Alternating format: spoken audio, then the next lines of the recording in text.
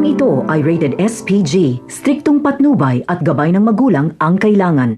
Napakalaking pagsisisi ng nanay ni Fatima na si Gracia kung bakit ipinilit niya pa si Fatima na maging love team ni Miguelito.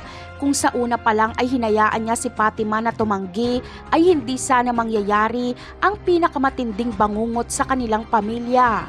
Dahil kasi sa nalaman ni Fatima na mga sikreto ng mga gerero ay kailangan siyang patahimikin. Pero imbis na si Fatima ang mapatay ay ang kanyang lola at Kuya Maki ang papanaw. Kaya dagdag na naman sa mga problema ng mga gerero si Fatima. Aalis agad sila Fatima, Gracia at Paeng sa kanilang lugar para takasan si kamatayan. Alam nilang hindi titigil ang mga gerero hanggat hindi sila nauubos.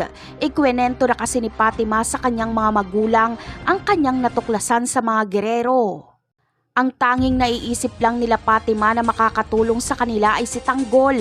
Kaya hagilapin nila si Tanggol at handa si Fatima na isiwalat ang baho ng mga gerero basta protektahan lang sila ni Tanggol.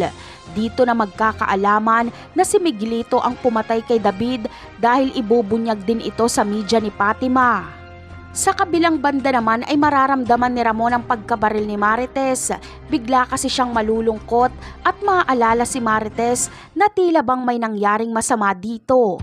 Kaya pupuntahan ni Ramon ang kwarto ni Marites para kamustahin ito. Pero wala na doon si Marites at agad na may isip ni Ramon na pumunta ito sa San Dimas para sa burol ni David. Kaya kakabahan ng gusto si Ramon. Batid niyang nasa panganib si Marites dahil baka patayin ito ni Rigor. Agad na pupunta si Ramon sa San Dimas. Pero pagdating niya doon ay huli na dahil nabaril na nga ni Santino si Marites. Ano kaya ang mararamdaman ni Ramon kapag madatnan niya na lang sa morgue si Marites? At siguradong sisisihin na naman ni Tanggol ang kanyang sarili dahil hindi niya nailigtas ang kanyang ina. Napakarami pa nating dapat abangan sa mga susunod na episode. Paalam!